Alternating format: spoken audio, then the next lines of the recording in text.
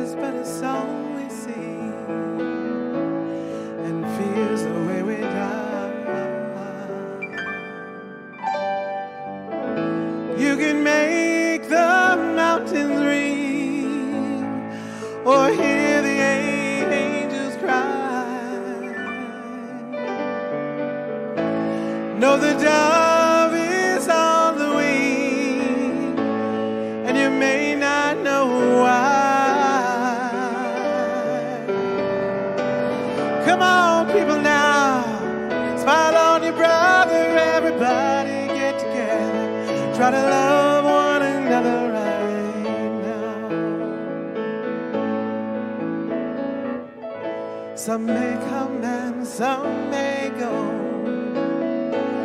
and we will surely pass. When the one who left us here returns for us at last,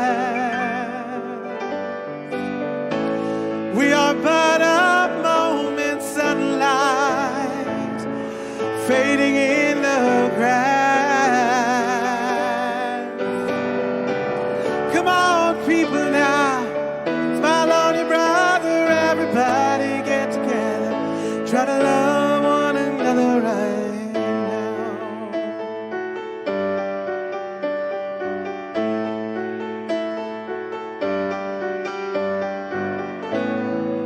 If you hear the song I sing,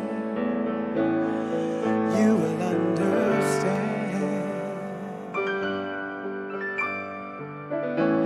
You hold the key to love and fear, all in your trembling hands.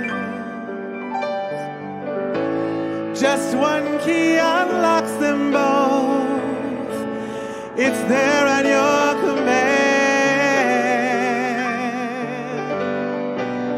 Come on, people, now, smile on your brother. Everybody get together, try to love one another right now. Come on, people, now, smile on your brother. Everybody get together, try to love one another right now. Right now. Right now. Right now. Right now.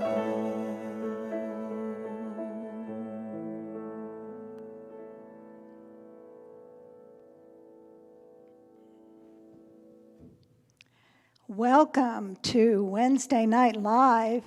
It's a great evening to be here. I want to thank both Robin Hackett and Kent Rautenstrauss for that wonderful opening tune. It's going to fit our Reverend Masando's talk tonight so well. He's going to continue his series on unarmed truth and unconditional love. And tonight he's going to be discussing the spiritual principles of nonviolence. And I'm sure we're all going to learn something from that. But I really want to welcome you here tonight. I also have a big announcement for those of you that are the regular Wednesday night crowd. Starting next Wednesday, we are going to be opening up the sanctuary for people to be here in attendance. Yay! We have a few brave souls who are going to do the seating next week here watching this service tonight. So they're all enthused about that. So here's the insider tip. The insider tip is that on the Wednesday evening service, reservations will be opening on Friday. So if you want to get in next Wednesday night, jump on Friday and you should be able to reserve your seat. And with that, we go back to Robin and Kent. Thank you so much. Thank you. It's wonderful to be here. Thank you.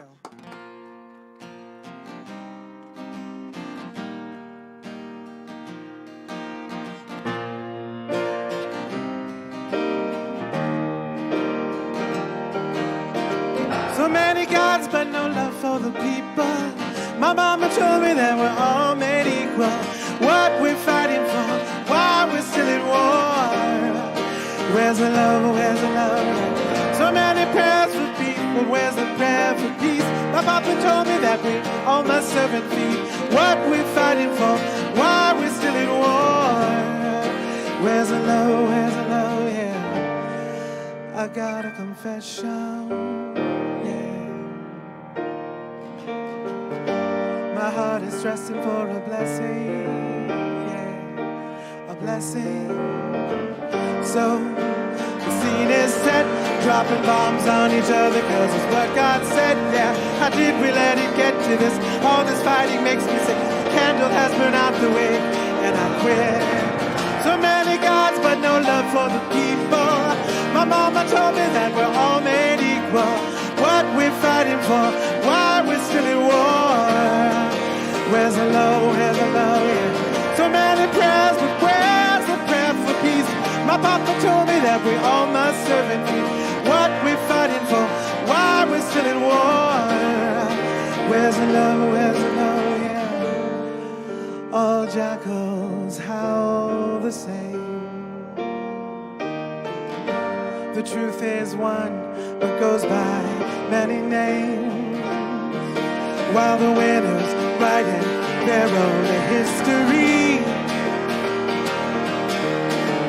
Turn their backs on, they turn their backs on, they turn their backs on reality. So many gods, but no love for the people. My mama told me that we're all made equal. What we're fighting for, why we're still at war. Where's the love, where's the love, yeah. So many prayers, but where's the prayer for peace? My papa told me that we all must serve and what we're fighting for, why we're still at war. Where's the love, where's the love, yeah. Oh, darling, dry your eyes. The whole world hears your cry. Pay no attention what they may say. Tell all the demons to go away. How can we wage war? How can we wage it when we're under the same sky? We're under the same sky. So many gods, but no love for the people. My mama told me that we're all made equal. What we're fighting for, why we're still at war. Where's the love, where's the love, yeah. So many prayers, but where's the prayer for peace? My papa told me we all must serve and feed. What we're fighting for, why we're still at war. Where's the love, where's the love, yeah. So many gods, so many gods, so many gods. So many prayers, so many prayers. But where's the prayer for peace? Where's the love, where's the love, where's the love? Where's the love? Where's the love, where's the love, where's the love? So many gods, so many gods, so many gods. Where's the peace, where's the peace, where's the peace? Where's the love, yeah, where's the love, yeah, where's the love, yeah. Where's the love, yeah, where's the love, yeah, where's the love, yeah.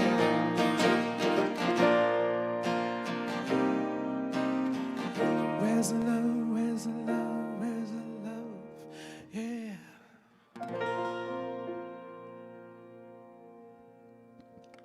Thank you, Kent. Thank you so much, Robin. Before you go, Robin, she actually gave some news right as I was walking in the building today. So you all who are tuning in tonight are very lucky because Robin has made the beautiful and brave decision to move back home to Texas and to be with family, and which means, she won't be around quite as much. So, Robin, on behalf of myself, the Mile High staff, the entire Mile High community, just thank you so much for bringing your voice, your spirit for making us just feel all the things every time you come into the building. So thank you so much for Thank being you. with us. Thank you. Yeah, so I know you'll come back, right? Absolutely. Visit. You'll have me. Thank so, you. so yeah, just shout out to Robin tonight. So thank you all for tuning in again. I'm going to be concluding the series that is really based on this book. I got a cool old used copy here. It's called The Stride Toward Freedom by Dr. Martin Luther King Jr. It's in this book that he outlines the principles of nonviolence that really led the ways that he did his ministry and the way that he led the civil rights movement. And it's cool because it's of course spoken from his voice, and so it also just gives a story of how he came into that role, how he became a minister, and really his path towards becoming the great figure that he was. So anyone that's interested in the civil rights movement, in studying the principles of nonviolence, and just hearing about his life, I definitely recommend picking up a copy. So, these principles, right, as he talks about in this book, these 6 principles of nonviolence, they came through many years of study. And, during seminary, he was, delving into philosophers and theologians, right? He was, studying Thoreau and Rauschenbusch and Plato and Aristotle, Rousseau, Hobbes, Mill, Locke, Marx, Nietzsche. He was reading the pacifist thinkers of the time, and he read them and he studied them, with scrutiny, and he found lots of strength in what they had to say, but he also found some faults in some of their philosophies that he ultimately couldn't reconcile with. And it wasn't until he went to see a sermon given by Dr. Mordecai Johnson, who was the president of the famous HBCU, Howard University, at the time, who was also a part of the civil rights movement. He went to see one of his sermons, and Dr. Johnson had just gotten back from a trip to India. So his sermon was a lot about Gandhi and Gandhi's idea of satyagraha, which I spoke to a little bit last week. This idea of satya, which means love or truth, that is combined with graha or force, and the force that comes with love or truth is nonviolence, right? So we're gonna dive into that, and I love what Dr. King said about Gandhi in the book. This is what he says. He says, Gandhi was probably the first person in history to lift the love ethic of Jesus above mere interaction between individuals to a powerful and effective social force on a large scale. Love for Gandhi was a potent instrument for social and collective transformation. Right? So, tonight, as we dive into these principles, briefly, we're gonna, just look at the ways in which this idea of unarmed truth and unconditional love runs throughout them, and not how they can just be a tool for social transformation, but how they call us into this deep personal transformation. I think what we know at this church, something that we really emphasize, is that all change, begins from within, right? And so the invitation as we go through these principles tonight is not only just to how we can utilize them for creating social change, but how we can really embody these, how we can live these, how they can call us into a deeper relationship with the divine as we're coming to know that as a real thing in our life. How they can actually help us live out this thing called oneness, which we also like to preach at this church, and how these principles call us into actually living those out, to embodying them, not to just believing in oneness, but to living a life that reflects this deep understanding of how it is the deepest reality in our life. So let's just dive in. So the first principle says, nonviolence is a way of life for courageous people. Nonviolence is a way of life for courageous people. So today, for those who don't know, today is Transgender Day of Visibility. And Laverne Cox, who might be one of the more famous transgender actresses in our country, she said this. She says, "It's revolutionary for any trans person to choose to be seen and visible in a world that tells us we should not exist." Right? I think about the courage it takes to say that. I think about the courage it takes to embody that. I think about the courage it takes to recognize that one's identity can feel like a threat to another, and to stand for something different, to represent something different, to allow oneself to be so true, right? So deeply authentic. That requires an incredible amount of courage, right? And so nonviolence asks us to do the same. The first principle of nonviolence is a way of life for courageous people. It calls us into this deeper authenticity. It asks us to be unapologetic about who we are. It asks us to tell the truth of who we are. It asks us to have the courage to not only do that, but also stand in solidarity with others who are doing the same, right? Who perhaps are just crying out for more dignity, or perhaps just crying out to be seen, right? It asks us to connect with that part of ourselves that is probably just begging us to be that authentic, to live in a way where we are fully aligned with who we are and who we've come here to be. And to hold that same space for others, that takes tremendous courage, right? And it's often, the reason why I think that comes at the beginning, often when we are doing this, like when we are standing for ourselves and our authentic identity and standing in solidarity with another, especially perhaps in a culture that has a particular norm or particular normal way of being that has been created, right? Some particular social construct that we've all been born into, that can be met with resistance. That resistance can come through our families, through our friends. And so it takes courage right from the beginning, right? That kind of truth-telling, that kind of just being ourselves, right? And to stand for a world we know is possible, right? I think we say our vision and mission every single Sunday here at Mile High Church. And it's so good to say them, and I think the call from these principles of nonviolence, and the call, I invite all of us into every time we say those words, as we say oneness revealed, right? A world of love, peace, and abundance for all, is that we actually believe in that, and that we stand for that, and that we become that beacon, right? We become that spiritual beacon for spiritual empowerment and global enlightenment, right? And that requires that we have the courage to be who we are. It has the courage to be an actual emissary of light. It has the courage to let go of anything that may block us from feeling that we are actual beings of light. It asks us to actually reveal the oneness within ourselves and to see that in the world, and to live a life, right?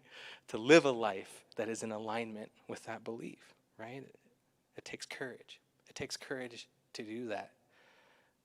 Which leads us to the second principle, right? Which is nonviolence seeks to win friendship and understanding. I love how Dr. King puts it in the book. He says, a second basic fact that characterizes nonviolence is that it does not seek to defeat or humiliate an opponent, but to win their friendship and understanding. The nonviolent resistor must often express protest through non-cooperation or boycotts, but they realize that these are not ends themselves.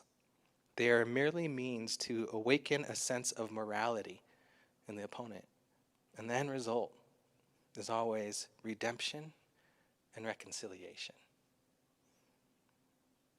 I love this idea that it does not seek to defeat or humiliate the opponent. And to be honest, I think this is the one that we probably are struggling a little bit with right now, especially on this beautiful, amazing thing called social media. There is a lot of humiliation that is happening, right? And listen, I think that the ways in which larger voices have been able to come out into the world through social media, the ways in which truth has been able to be told, the ways in which, oppressed voices are now able to have a voice, the ways in which that has given power to movements, the ways in which those voices can then join together to create cultural shifts, that is incredible, right? But then when I hear about people being humiliated through that, or, perhaps taking it, I can understand the resistance to this thing called cancel culture, and the ways that, like, it's all about trying to make this person, just to erase this person and humiliate them in whichever, like, the largest way possible. I think what I have to remember is, like, can we do this? Because I recognize that this is about bringing us into a deeper sense of integrity. This is about bringing all of us into a greater sense of accountability, both individually and collectively. And this has incredible power. Like, it is amazing to be living in a time when we're all being called into a greater level of accountability and of integrity, right? This is a good thing. But I think the principle of nonviolence asks us, like, can we do that and still hold the dignity of the person, right, who may have made a mistake, right? Can we hold people accountable? Can we ask ourselves and everyone around us to come into higher levels of integrity, but to do so to awaken the conscience, to awaken the compassion, to awaken that sense of gaining friendship and understanding within ourselves, right? Like, can those not be mutually exclusive? And I love that challenge of this particular principle. And it reminds me of this famous Dr. Ernest Holmes quote. Often it's just the beginning of this quote that gets quoted, but I find actually the second piece of it to be really powerful. Dr. Ernest Holmes says, "Find me one person who is for something and against nothing, who is redeemed enough not to condemn others out of the burden of their own soul. And I will find another Savior, another Jesus, and an exalted human being," right? Who is redeemed enough not to condemn another out of the burden of their own soul. Like, for me, redemption is this almost illogical, grace-filled ability to find my way back to myself and to another, right? It is rooted in this, like, deep belief that, like, no matter who you are, no matter what you've done, no matter what you've said, no matter what emotion you may have mindlessly acted upon, no matter what bridge has been burned, like, there's always this opportunity to be redeemed. That there's always an opportunity for friendship and understanding, that not only can we do that for another, but we can do that for ourselves, right? That's so much of the spiritual path I feel like we have here at Mile High Church is reminding ourselves that we are whole, perfect, and complete. And if we haven't believed that for a while, that's a redemptive story, right? That's one in which our soul is being redeemed, when we're being reminded who we really are. And can we do that with people that we have come to hate or have put into a box of saying, this is the enemy? If they would just go away, then everything would be okay, right? Redemption is radical. It's difficult, which is why, like, it's a spiritual practice, which is why it's at the core of so many of our faith traditions in the world. There's this idea of basic goodness in the Shambhala Buddhist tradition that asks us to believe that everybody, no matter who they are, no matter what they've done, is basically good.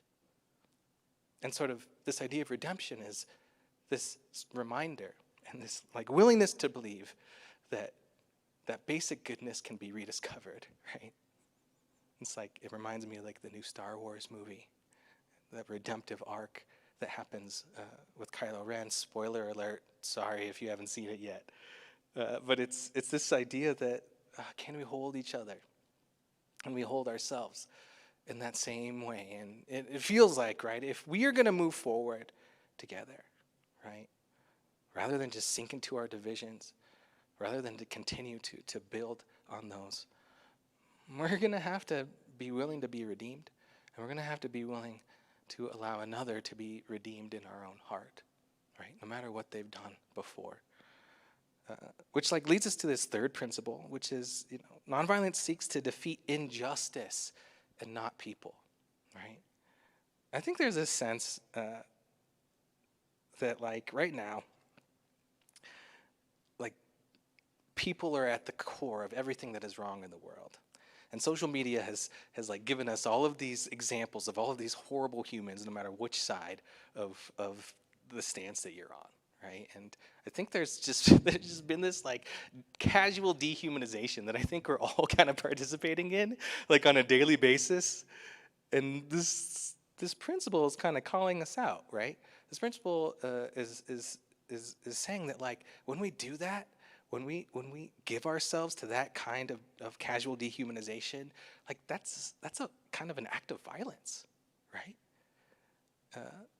And our brains do this, right? One of the things, one of the most powerful things, when I attended the Parliament of World Religions, there's this speaker there, Dr. Shakil Chowdhury. He wrote this book called Deep Diversity, and he was a diversity and inclusion and equity specialist for a long time. And he got burned out, and when he came back to the work, he wanted to approach it in a different way. And so he started working with neuroscientists. And what is going on in our brains that perpetuates all of these, systems of inequity and racism and all of the different isms that exist in the world. And one of the more basic things that he found through his work with these neuroscientists is our brains just like to put ourselves into in-groups and out-groups, right? We naturally do that, and it was an evolutionary thing to help us survive. But what happens, right? They looked at people's brains. They asked them to think about someone that was part of their in-group, and the same part of their brain lit up that lights up when you think about yourself, right? So there's literally empathy happening with someone that's in your in-group, with someone that's in your out-group, and they looked at someone's brain. The part of the brain that lit up was the same part of the brain that lights up when you think about an object, right? So you're literally, your brain is doing this dehumanization thing. And what he says is, this is a basic principle, but this can help to explain, why it's even possible to do all of these horrible things to each other, right? So we may think it's a little thing when we're kind of doing this on social media, or we're putting someone on blast, and we're feeling really good about it, and then other people come in and are on our team, and we're feeling ever better about it. I think it's just good to ask ourselves, are we actually dehumanizing someone here? And if we are, can we try to do what we're doing in a nonviolent way? Can we be a stand for that? And I think that's the call, right? Dr. King, he puts it this way. He says, the third characteristic of this method of nonviolence is that the attack is directed against the forces of evil. And I know we don't like to believe in evil at Mile High Church. We like to believe in the absence of love, not that evil is a force unto itself. But, so when you hear the word evil when I read this, if you need to just say injustice or wrongdoing, you can do that. But what he says is a third characteristic of this method is directed against the forces of evil, rather against persons who happen to be doing the evil. It is the evil that the nonviolent resistor seeks to defeat, not the persons victimized by the evil, right? And this is why we focus on systems, right, in the social justice world. We seek to transform the root causes of the things that are happening. And I think that the reason for that is because I think I have realized, right, we've all been born into this culture. We've all been born into these systems, and we've all kind of been succumbed to it in similar ways. And I know for myself, right, I have been unconsciously a perpetrator of harm to someone, right? Whether that's because of their race or their sexuality, or their gender. I know, even with the best intentions, I have said something unconsciously or unintentionally that has done harm, right? That I know is because of these social conditioning messages that I've received throughout my life.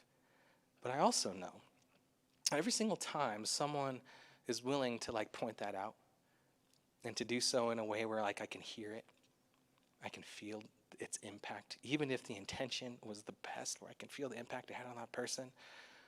Like that's how I know like my consciousness can shift. That's how I know, like if you never told me that, I probably would have said this thing again, right? And this isn't about being politically correct. This isn't about saying the right things. This isn't about policing language. This is just about being a good human being. This is about recognizing that our words have power. This is about like allowing ourselves to actually feel interconnected with the people around us and to have their experience of the world matter to us enough to where we could even hear that, right? So that brings us to the next principle, which is simply like nonviolence holds that suffering can educate and transform. I think in this American culture, man, we just love our comfort. Like, I do not know how we're gonna come out of this pandemic and wear regular pants without like stretchy waistlines again. Like, we have become more addicted to comfort, I think, now than ever. And these are actually stretchy. I didn't even know like men had stretchy pants. Like they made these for guys. But I'm never going back, y'all. Like, there's no way I'm going back. And listen, this is not a bad thing. And I recognize like comfort isn't necessarily a bad thing.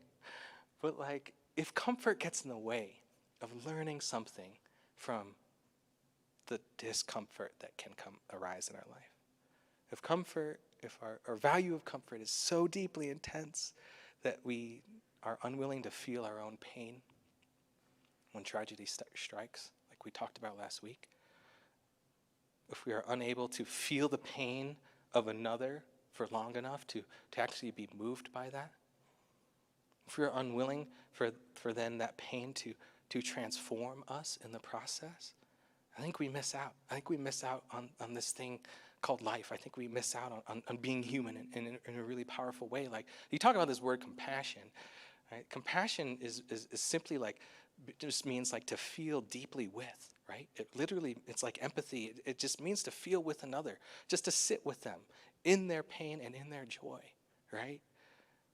And so if the transformative power of compassion requires us to actually know that like our pain and our suffering actually has the power to transform, to educate us and to learn.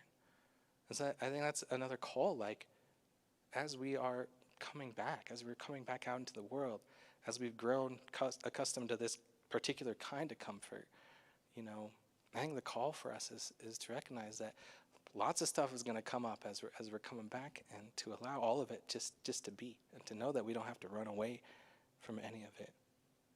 Which brings us to the fifth principle, which is probably the foundation of all the other principles, like without which they probably couldn't exist, or if we focus on this, allows the other ones to have more power. And that's simply nonviolence chooses love over hate, right?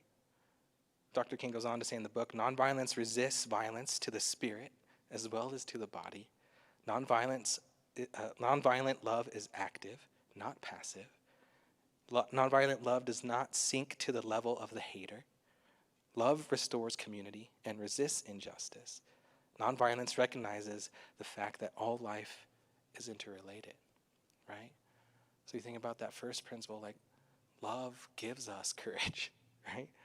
Love gives us love of ourself, and feeling the love of the divine itself allows us the courage to actually be seen in the world, right?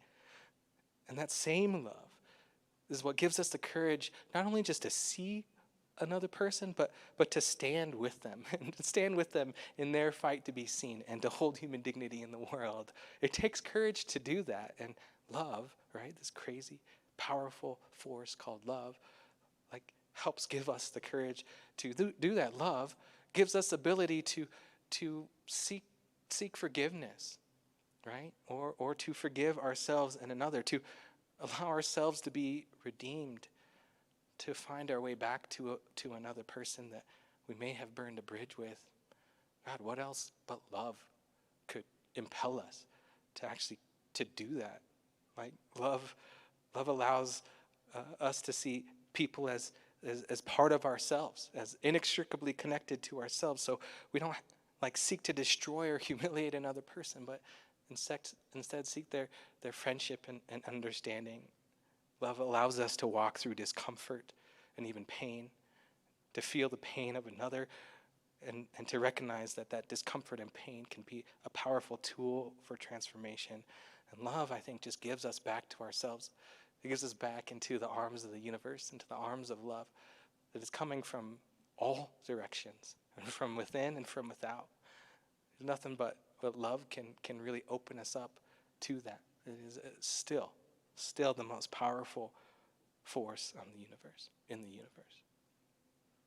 Which brings us to this last principle, which is simply love, or nonviolence believes that the universe is on the side of justice. And that brings us to this full circle, right? Like, there's something about faith. There is something about living a spiritual life.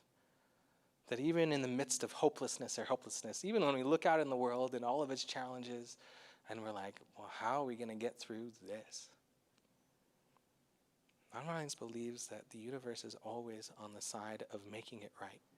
That we are continually moving slowly through our own inner transformation towards a better world for ourselves and every single other person on this planet. We have a lot of work to do, no doubt, right? And I think these principles of nonviolence can help us get there. So I want to close with just the very end of the youngest ever inaugural poet, Amanda Gorman's piece called "The Hill We Climb." And here's her words. We will rebuild, reconcile, and recover. In every known nook of our nation, in every corner called our country, our people diverse and beautiful will emerge, battered and beautiful.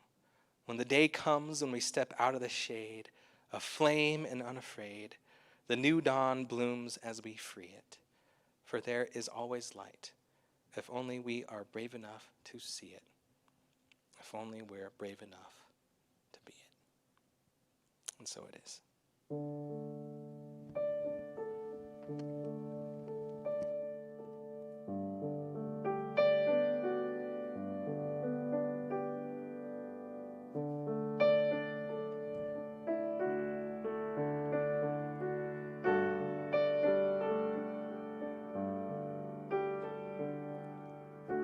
I open up from my heart.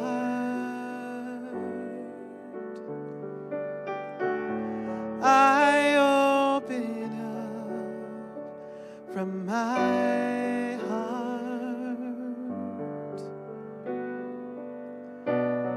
and I allow right here and I open up from my heart.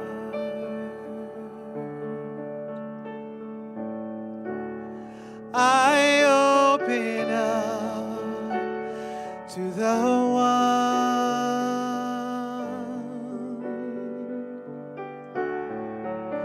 I open up to the one.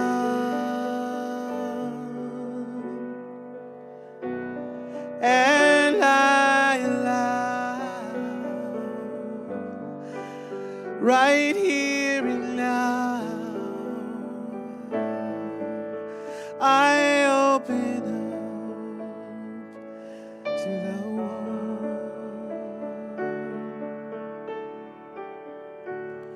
And I open up and I let go.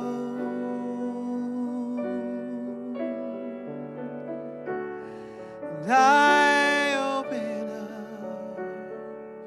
and let go.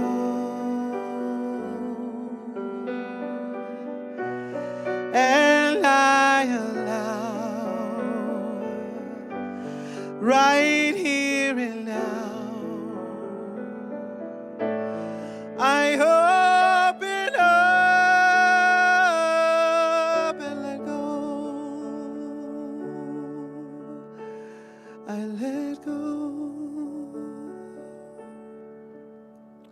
I let go.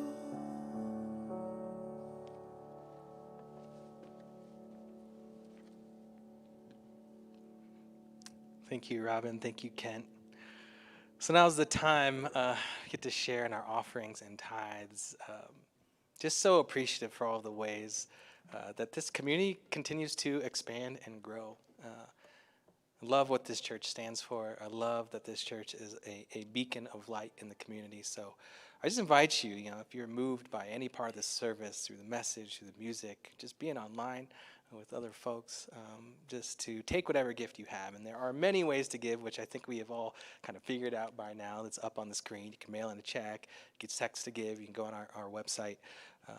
So I just invite you to take whatever gift you have today and just allow it to be a symbol of being a person who is standing for nonviolence in the world, for being a change agent, and knowing that we cannot change the world without being transformed from within as well. And so we hold our own personal transformation. We hold the vision for our global transformation, knowing that this right here, right, this heart, this breath, this body is the conduit for the divine. And so we allow ourselves and we open up to that in every aspect of our lives. We give thanks to be here on this particular time on the planet, knowing we are here on purpose and on time. We give thanks, and so it is.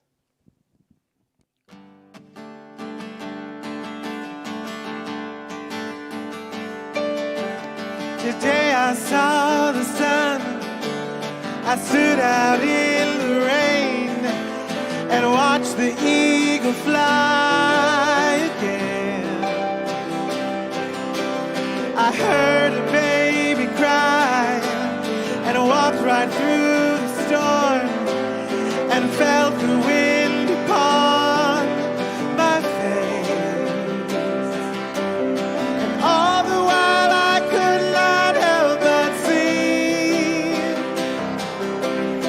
life that lives and breathes in you and me.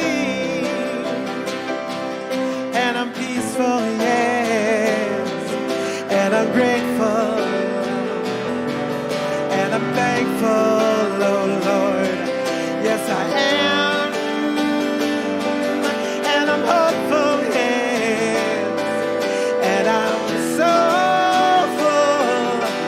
And I'm thankful, Lord, I am. I hugged an old oak tree, the earth beneath my feet, and saw a shooting star above.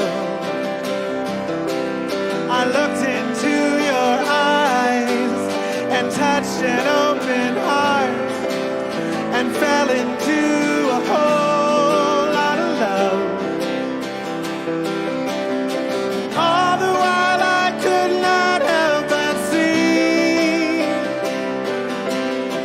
life that lives and breathes in you and me. And I'm peaceful, yes, and I'm grateful, yes, and I'm thankful, oh Lord, yes I am.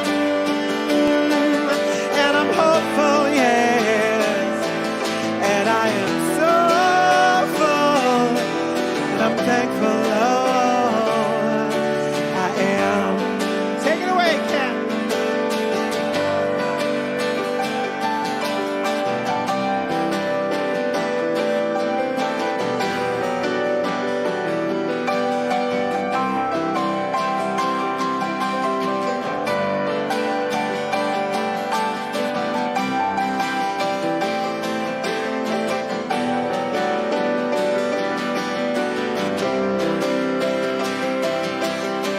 All the while I could not help but see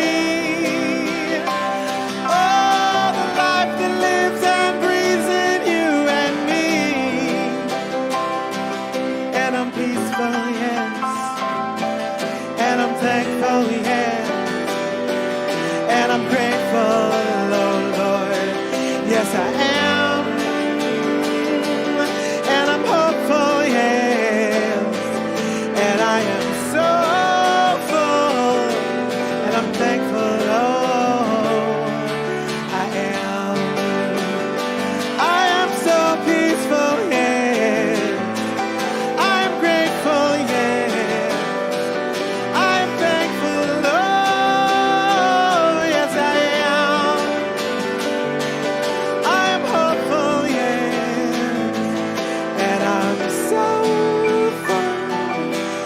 I'm thankful, oh, I am.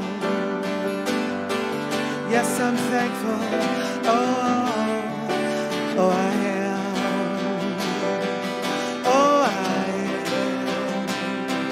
Yes, I am. So grateful, yes. So thankful, yes. So hopeful, yes. Yes, I am.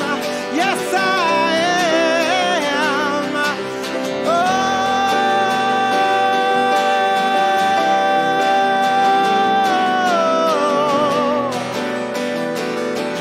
oh, I am. So thankful, yes, so thankful, yes. So grateful, yes, so grateful, yes. So peaceful, yes. So peaceful, so hopeful, yes. So thankful, yes. So thankful, yes.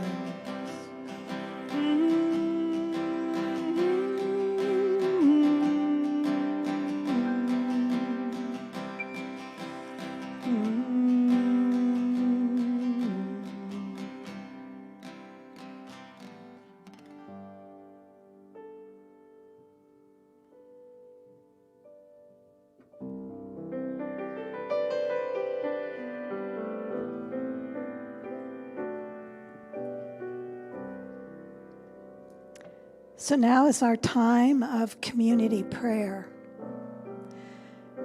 So I invite you to set an intention during this prayer for yourself, for a loved one, perhaps for someone you know, someone you've been asked to pray for. And I would invite you right now to go upstairs in consciousness and downstairs into that open heart. Just as Robin sang, we can be open. And if it feels good for you, close your eyes, relax, listen to the words, the vibration, for it is always Spirit speaking. So I begin tonight knowing the absolute truth that there is only one unity, one God, one Spirit, one life. That its very vibration is who we are. That just as Masando talked about, there's parts of our brains that may want to try to divide and conquer. And yet the truth is that we are all made from that same spiritual source. There is nothing else. And so all discord falls away during this prayer as we recognize the truth of who we are, the truth of what Spirit is, the truth of our friends and families. I know in this moment that there is only one perfect expression, that expression of God, and that each of us is that expression of God. That yes, we were given the right to choose, the right to think, the right to co-create, and yet it is all God and it is all good. I know also that prosperity and abundance flows to us. For once again, we look around and we see this abundant world. We see the prosperity that comes into our lives in so many ways, whether that's the kindness of a stranger, whether it's something we are able to offer this world, whatever it may be, it is all in that law of perfect circulation. I know too that just as there is only one life of God, the health and wholeness is that life of God. And so everything is unfolding perfectly. The vibration of God is in each person who may desire more health, more wholeness, to realize who they are. I know also that there is nothing but each of us in that oneness in each of our relationships. So relationships unfold easily and gracefully, that they are always in right order. If there is a relationship that is ebbing, it ebbs. It'll come back when the time is right. If it is growing in our minds, it will grow. It is our expression, our love. Again, as Masando talked about, that perfect love of God, which we are. We get to give it and give and give and give, and it returns to us in the form of all of those relationships, in the forms of what we are creating, in the form of our lives. Oh, in this recognition of that oneness, of that one spirit, I give thanks. I am so filled with gratitude for being a human being, a human creation, just as each of you are, that creation of God, that child of God. And so there is nothing to express but God, and for this, I am so thankful. And it is in the blessing of these words that I know that they are ever active, that every word, it is the Word made flesh. Every one of us, as we co-create thoughts and words, that is what outpictures in our lives. For it is God. It is God that is that truth and that power. These words are released, and I simply say, and so it is. And now a few announcements. Good Friday's coming right up. Last time I looked, there were still a few seats if you want to get into the sanctuary for Good Friday, led by Dr. Barry. Sunday is Easter Sunday. Dr. Michelle will be leading us on Arise Transformed. And I think there were seats at the 8 o'clock, not at the 10. Next Wednesday night is Reverend Simon will be kicking off a month, not him speaking there's other ministers speaking, but kicking off a month on spiritual ecology topics. So that'll be a fascinating series. We also invite you to go to our website and submit prayer requests. Any request, small, large, just if you want to give thanks for something, your prayer request can be, just help me give thanks. Know this truth for me. We'd love to take them and pray on them. Our practitioners are ready. And so I thank you all tonight, and we go back to Dr. Kent and Robin.